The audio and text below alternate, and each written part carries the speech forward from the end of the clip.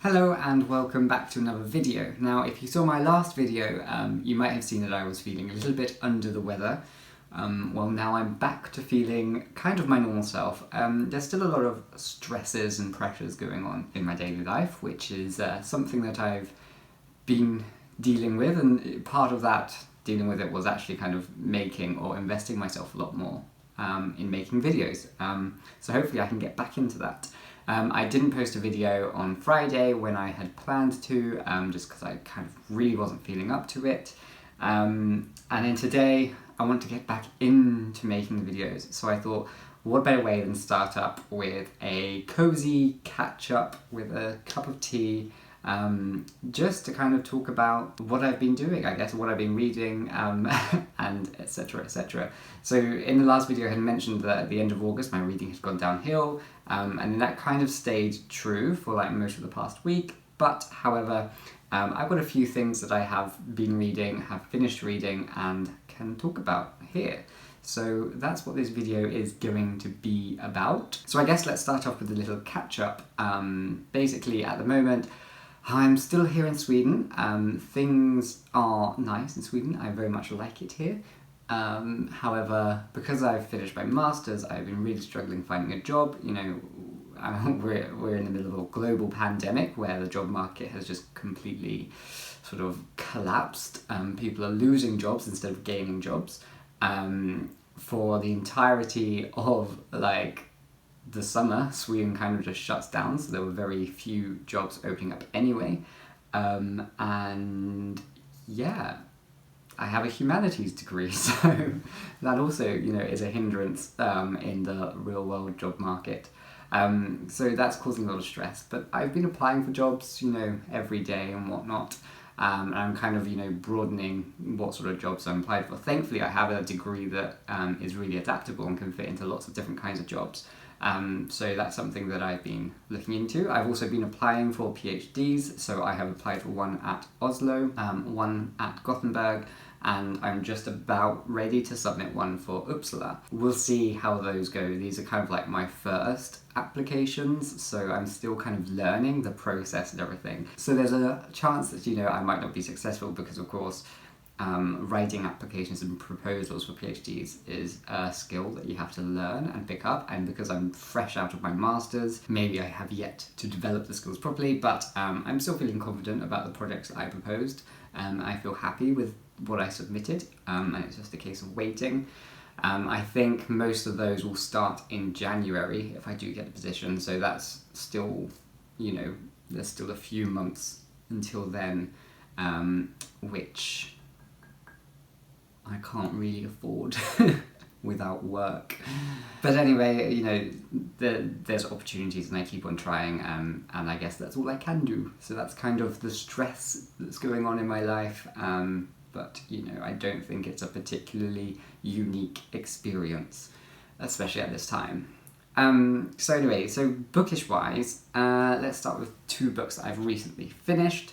The first one, which I'm taking back to the library today because it is due, it's The Death of Vivek Oji by Akwaeke Emezi. This is a Nigerian-American novel about a character called Vivek Oji who turns up at his family home dead.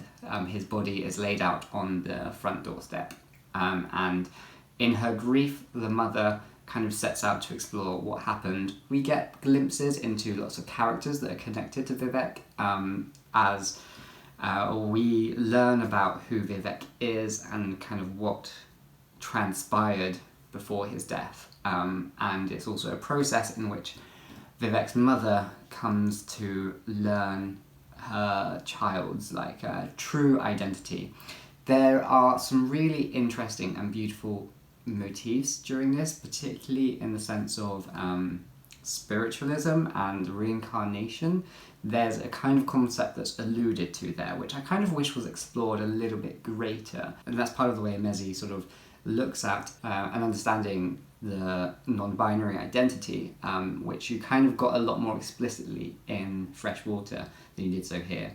I think this book really demonstrates the growth that Emezi has made as an author from Freshwater.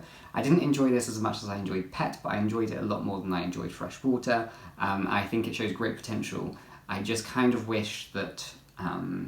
I just kind of felt that the storyline that was going on wasn't actually strong enough to really hold up this entire book. I feel like the structure was there, and there was a really good foundation for what could have been a good story, but I just feel like it was lacking something. Like, what drove the story wasn't strong enough to actually drive it, so the pacing kind of really got lost halfway through, and then I kind of grew a bit bored by the end, because it was trying to like hold out this mystery, which wasn't really much of a mystery, and it was, you know, alluding to this massive drama, which also again wasn't really much of a drama from my perspective at least. But I think it's a good glimpse into alternative identities within the Nigerian context. And then I also finished reading Edward II by Christopher Marlowe. Now this is Elizabethan, yes, I'm pretty sure. This is an Elizabethan play. Marlowe is, of course, Shakespeare's peer, and this is a historic tragedy based on the reign of Edward II.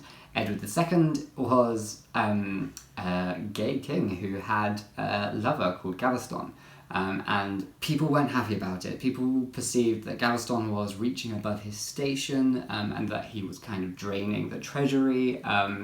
Edward and Gaveston both were very artistic people, and that's really displayed in the language that they both use. Their sort of soliloquies were so beautiful with such strong imagery. But anyway, that causes drama, of course, and then as you can probably guess, there is a tragedy, or quite a lot of tragedies. But I absolutely loved this play. It was easy to read because it's very quick, very pacey. And the language isn't as like muddied as perhaps some of Shakespeare's more poetic or flowery language can be. So I got through this very quickly, of course. I mean, it takes as long to read as it does to perform, so it's a one-act play, which I can imagine being like 90 minutes in length. For me, this was almost like a greater romance than Romeo and Juliet. I'm not entirely sure if it's meant to be a romance, but it felt very strongly a romance, because of course maybe it's a gay romance, and I was really invested in that. This play was banned for up to 300 years, I believe, so it's like an explicit gay romance, not just, you know, oh, they were friends, although they did say that they were friends, but it was definitely more explicit than just that. And it's kind of like a king who, you know, almost takes his entire country to war over his love for another man, which was in some ways very beautiful, and I think it was, and I loved how all the characters kind of experienced this and their perspectives and what came out of it in the end.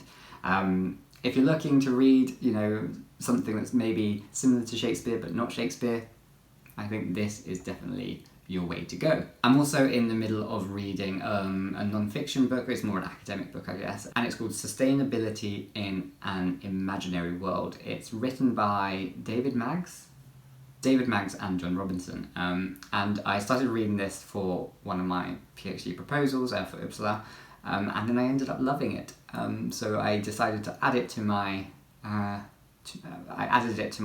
currently reading on Goodreads, because I've decided to actually, rather than just reading the chapter that was most useful for me, I wanted to read all of it.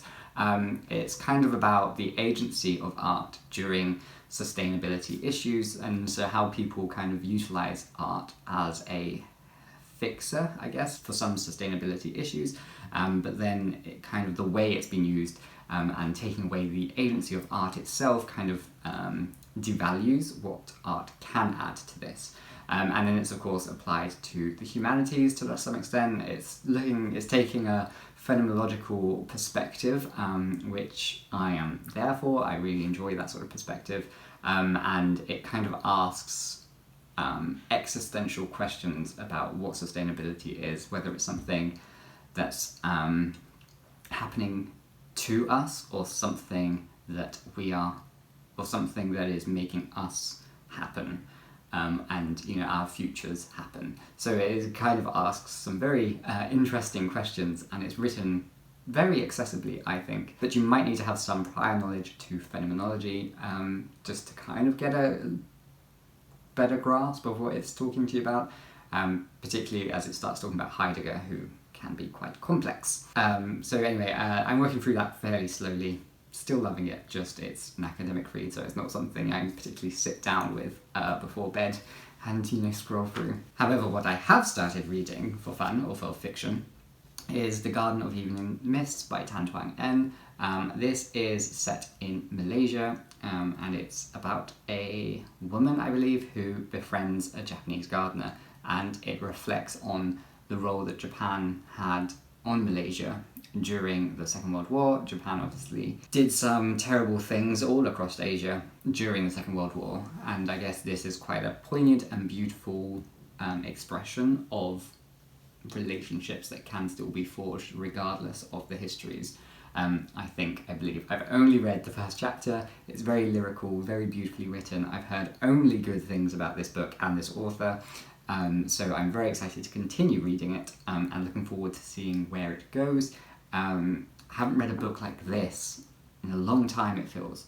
It kind of takes me back to before I became like a really invested reader. These were the sort of books that I would just casually pick up, and I think, you know, I don't know why, but I guess anything to do with Japan, I was like, oh yes, and then I've obviously moved away from this sort of more lyrical, beautiful, poetic style of writing, for sort of shorter and more concise and more punchy contemporary fiction. Not that this is old by any means, but yeah, I'm happy to be back into this kind of fiction, for however long it will last.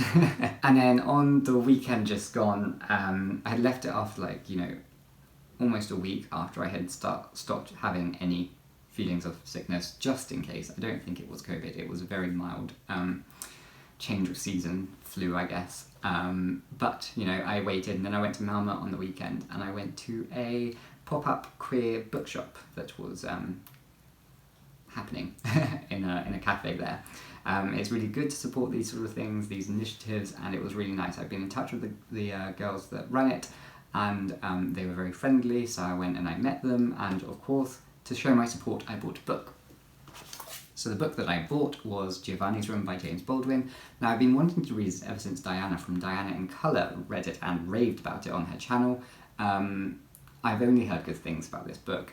When I shared it on Instagram, so people were reaching out to me and telling me how much they love this book, so I'm very excited to read it, and I was very happy to see it at the pop-up bookshop, and very glad that I could support them by buying this, and of course, because it's a second-hand book, it was cheaper than pretty much every book in Sweden costs, which is always a plus. So we'll see how long it takes for me to get to this book, but hopefully it shall be soon, because I really don't have that many books left. So I just spilled my tea a little bit, but that is what is going on in my life at the moment. They are just some of the books I've been reading, am reading, and looking forward to reading. And yeah, we'll see about what other videos come up next. If you have any ideas for any videos that you would like to see, then please let me know in the comments down below. And I'll see you next time for another video. Bye bye.